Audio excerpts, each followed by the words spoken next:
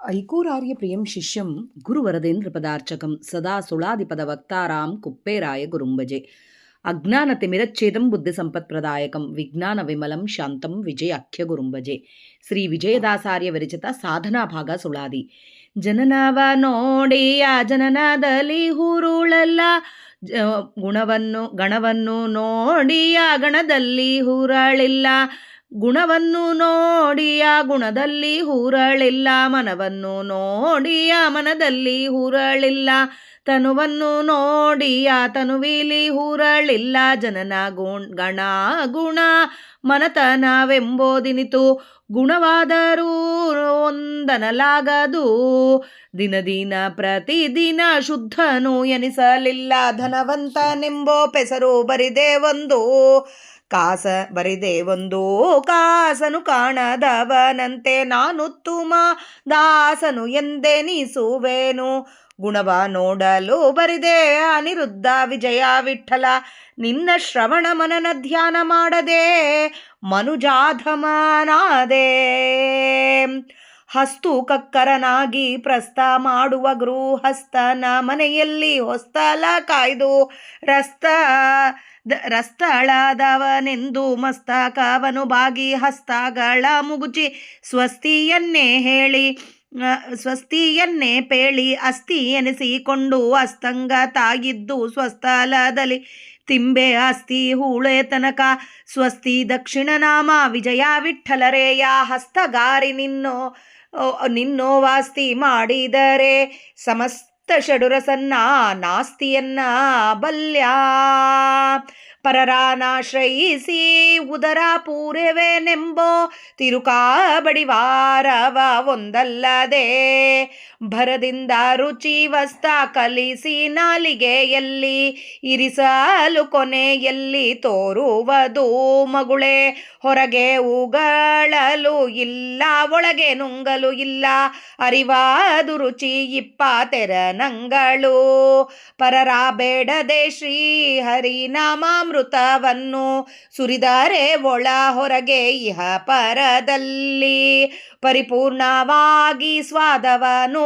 ಕೊಡುತ್ತಲಿಪ್ಪದು, ಪುರಜಾತ ನಾಮ ಸಿರಿ ವಿಜಯ ವಿಠಲನ್ನ ನಂಬಿದರದೆ ನಾನಾಕ ದುಶ್ಚರಿತಗಳ ಉಂಬೆ, ಡೊಂಕು ಕಾಷ್ಟವು ಈರೆ ಬೆಂಕಿಯಿಂದಲಿ ಕಾಸಿ ಡೊಂಕು ತಿದ್ದಲು ಬಲು ಸರಳವಾಗೋದು, ವೆಂಕಟ ಎನ್ನಂಗ ಅಹಂಕಾರ ಲೇಪನದಿ ಡೊಂಕಾಗೆ ನಿನ್ನ ನಾಮಾಂಕಿತದಲ್ಲಿ ಕಾಸಿ ಡೊಂಕ ತಿದ್ದಿಲಿಬೇಕು, ಕೊಂಕಾಗ ಗುಡದಂತೆ ಮುಂಕಟ್ಟು ಸಂಕಟದೋರ ಪಾದಿಲಿ ಶಂಕಾಭೃತ ನಾಮ ವಿಜಯ ವಿಠಲ, ಮೀನಾಂಕ ಜನಕ ಎನ್ನ ಕಳಂಕವ ಹರಿಸೋ, ಪತಿಯೇ ಗತಿ ಎಂದು ಸತತದಲ್ಲಿ ನಂಬಿ ಇತರ ಸಂಗತಿಗೆ ಪೋಗದೆ ನುಡಿಸದೆ, ಹಿತದಿಂದ ಪತಿಯನ್ನು ನುತಿಸಿ ನಿಜ ಪತಿವ್ರತೆಯಾಗಿ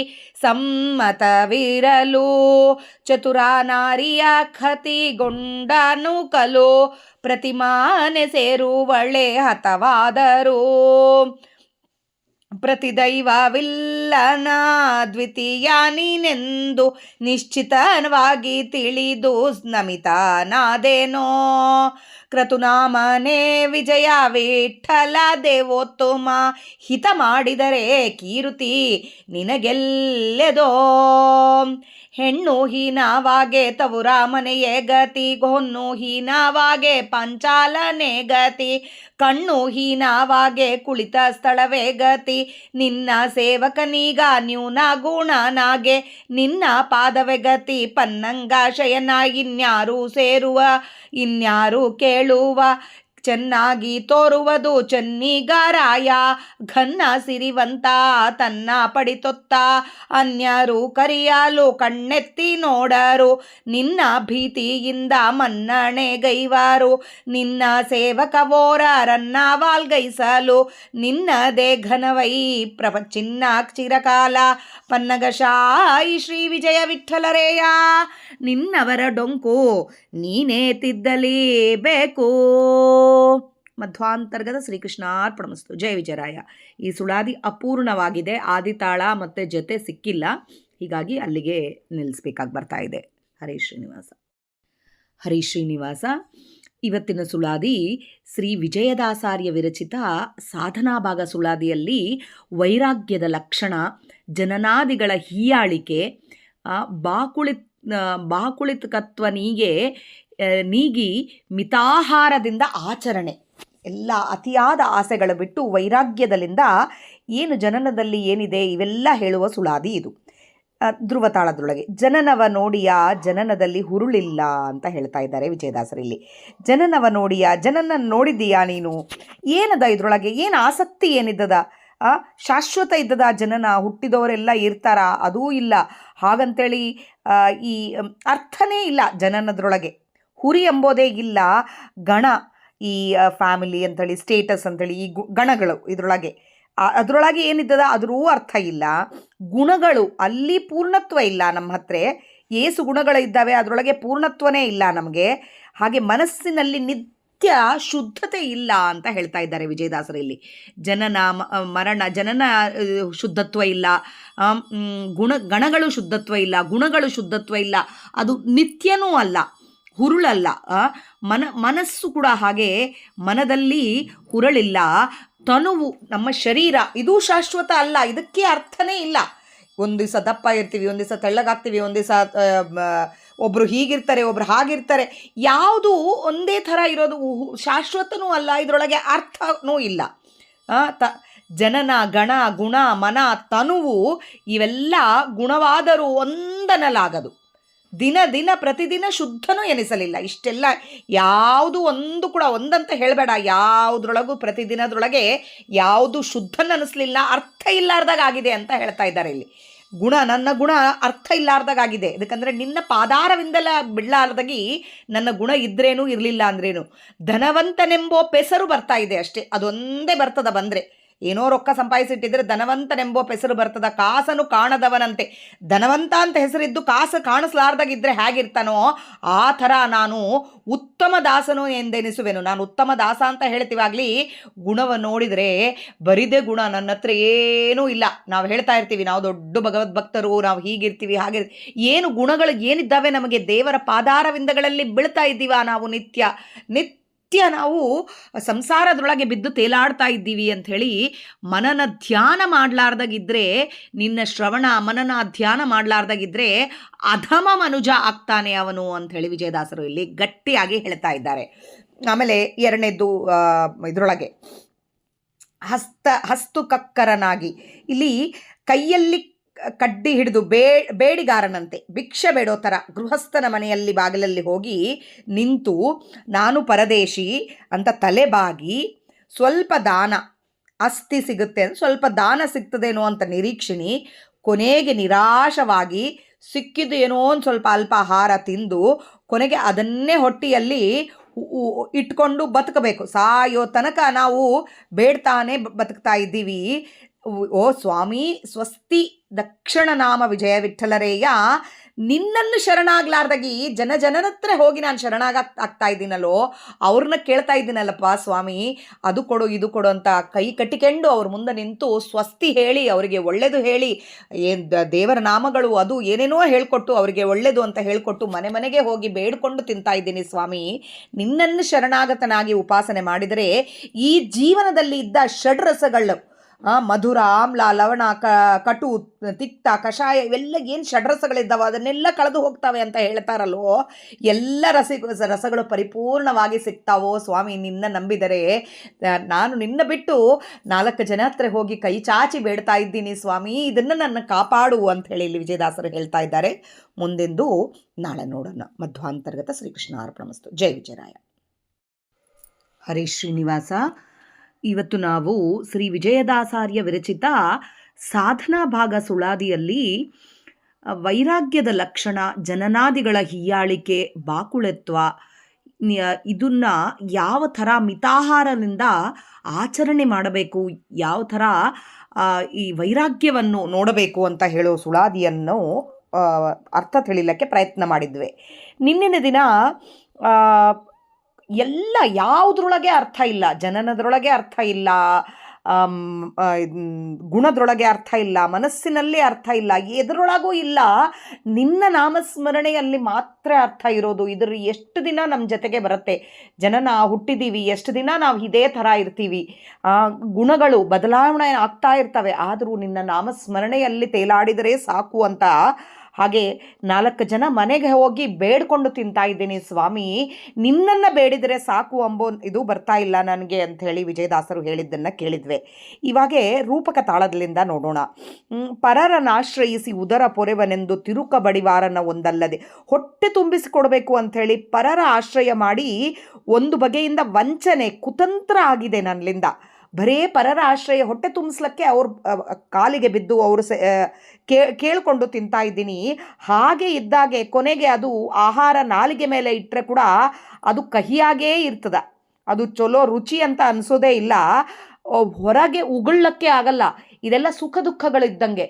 4 ಜನನ ಬೇಡ್ಕೊಂಡು ಬರ್ತಾ ಇದ್ದೀವಿ, ಅವರ ದುಃಖಗಳು ಅವರ ಪಾಪಗಳೆಲ್ಲ ನಮ್ಮ ಹತ್ರ ಸುತ್ಕೋತವೆ, ಅದು ಉಗುಳ್ಳಾರ್ವೆ ನುಂಗ್ಲಾರ್ವೆ ಸುಖ ದುಃಖ ಇದ್ದಂಗೆ. ಈ ಕಡೆ ತಿಂದರೂ ಅದು ರುಚಿ ಅನ್ನಿಸ್ತಾ ಇಲ್ಲ, ಉಗುಳಿದ್ರೂ ನಮಗೆ ಹೊಟ್ಟೆ ತುಂಬಬೇಕಾಗ್ತಾ ಇದೆ. ಹೀಗಾಗಿ ಈ ಪರರ ಬೇಡಿಕೆ ಬಿಟ್ಟು ನಿನ್ನ ನಾಮಾಮೃತವನ್ನು ಸುರಿದರೆ ಒಳಗೆ ಹೊರಗೆ ಎಲ್ಲ ಕಡೆ ನಾವು ಇಹಲೋಕದ್ರೊಳಗೆ ಪರಲೋಕದ್ರೊಳಗೆ ಎಲ್ಲ ಕಡೆ ಚಲೋ ಇರ್ತೀವಲ್ಲ ಸ್ವಾಮಿ. ನಿನ್ನ ನಾಮಾಮೃತವನ್ನು ಬೇಡಲಾರ್ದಾಗಿ ನಾನು ಪರರನ್ನು ಬೇಡ್ತಾ ಇದ್ದೀನಲ್ಲೋ, ಸಂಪೂರ್ಣ ತೃಪ್ತಿಯನ್ನು ನೀಡ್ತದ ನಿನ್ನ ನಾಮಾಮೃತ, ಅದನ್ನು ಬೇಡ್ತಾ ಇಲ್ಲ ಸ್ವಾಮಿ ನಾನು ಅಂತ ಹೇಳಿ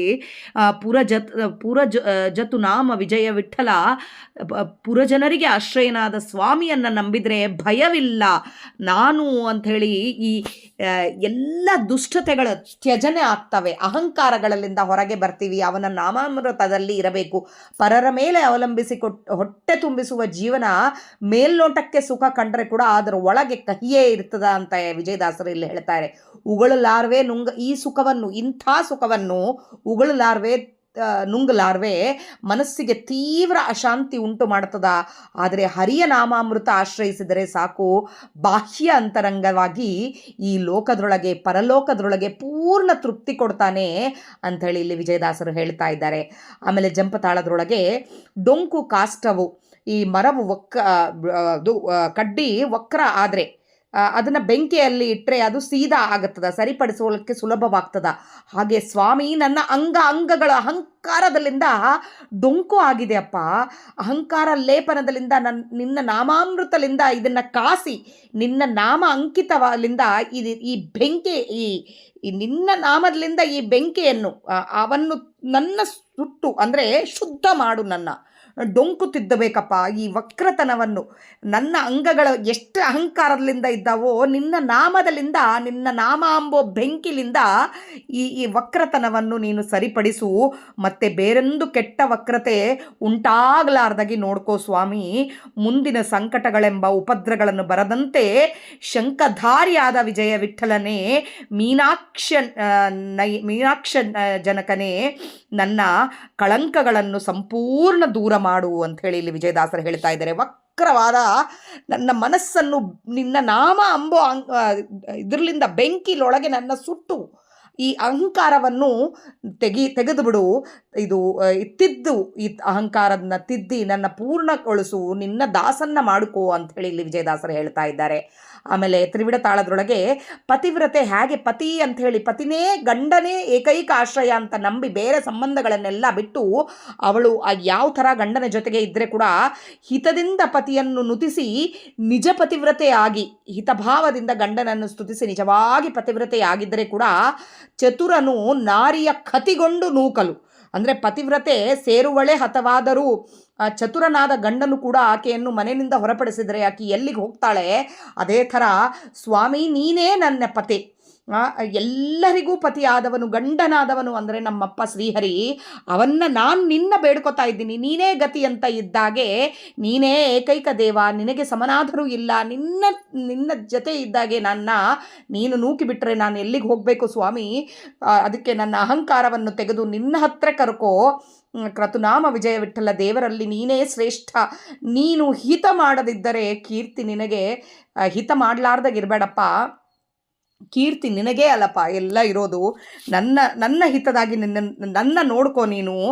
ಪತಿವ್ರತೆ ಯಾವ ಸ್ಥಿತಿಯಲ್ಲೂ ತನ್ನ ಪತಿಯನ್ನು ಯಾವ ಥರ ಬಿಟ್ಟು ಇರಲಾರಳು ಅದೇ ಥರ ನಿನ್ನ ಕೂಡ ಯಾವ ಸಂಕಟದಲ್ಲೂ ನಾನು ಬಿಟ್ಟಿರೋದಿಲ್ಲ. ನಿನ್ನ ಆಶ್ರಯನೇ ನನಗೆ ಬೇಕು ಅಂತ ಹೇಳ್ತಾ ಇದ್ದೀನಿ. ಭಕ್ತನಿಗೆ ತಾತ್ಕಾಲಿಕ ತಿರಸ್ಕಾರ ಬಂದರೆ ಕೂಡ ವಿಶ್ವಾಸದಲ್ಲಿ ಚಲನೆ ಆಗಬಾರದು, ಅಲ್ಲೇ ಹೋಗ್ತಾ ಇರಬೇಕು. ಎಷ್ಟು ತಿರಸ್ಕಾರ ಸ್ವಾಮಿ ಮಾಡಿದರೂ ಮತ್ತೆ ಅವನನ್ನೇ ಕಾಲಿಗೆ ಬಿದ್ದು ನಾವು ನೋಡ್ಕೋಬೇಕು ಅಂತ ಹೇಳಿ ಇಲ್ಲಿ ವಿಜಯದಾಸರು ಹೇಳ್ತಾ ಇದ್ದಾರೆ. ಅಂದರೆ ದೇವರು ತಾತ್ಕಾಲಿಕವಾಗಿ ನಮಗೆ ಯಾವುದೋ ಒಂದು ದುಃಖಗಳು ಕೊಟ್ಟರೆ ಕೂಡ ಅವನನ್ನು ಬಿಟ್ಟು ಬೇರೆ ಕಡೆ ಮೊರೆ ಹೋಗ್ಲಾರ್ದಾಗಿ ಯಾವ ಥರ ಪತಿವ್ರತೆ ಗಂಡನ ಕಾಲಿಗೆ ಬಿದ್ದು ಇರ್ತಾಳೋ ಅದೇ ಥರ ನಾವು ಅವನೇ ನಮಗೆ ಈ ತ್ರಿಲೋಕಕ್ಕೆ ಈ 14 ಲೋಕಕ್ಕೆ ಗಂಡನಾದ ಆ ಸ್ವಾಮಿಯ ಪಾದಾರವಿಂದಗಳಲ್ಲಿ ಬಿದ್ದು ಅವನು ನಮಗೆ ತಾತ್ಕಾಲಿಕವಾಗಿ ಹೊರಗೆ ಹಾಕಿದರೆ ಕೂಡ ನಾವು ಅವನ್ನ ಬಿಡಲಾರ್ದಾಗಿರಬೇಕು ಅಂತ ಹೇಳ್ತಾ ಇದ್ದಾರೆ.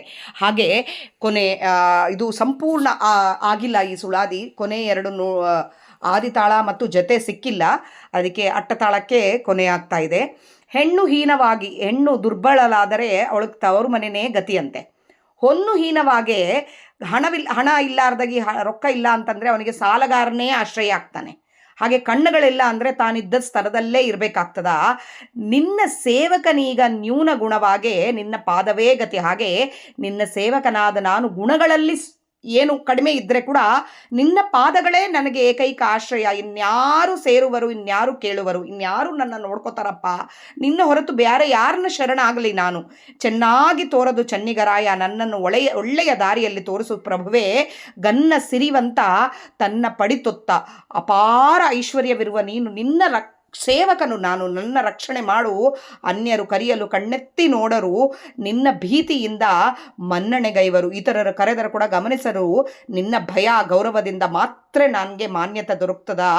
ನಿನ್ನ ಸೇವಕ ಓರನ್ನು ವಾಲ್ಗೈಸಲು, ನಿನ್ನ ಸೇವಕರನ್ನು ಶತ್ರುಗಳಿಂದ ಕಾಪಾಡುವ ಶಕ್ತಿ ಯುಗ ಯುಗಗಳಿಗೆ ನಿನಗೆ ಮಾತ್ರ ಸೇರಿದೆ.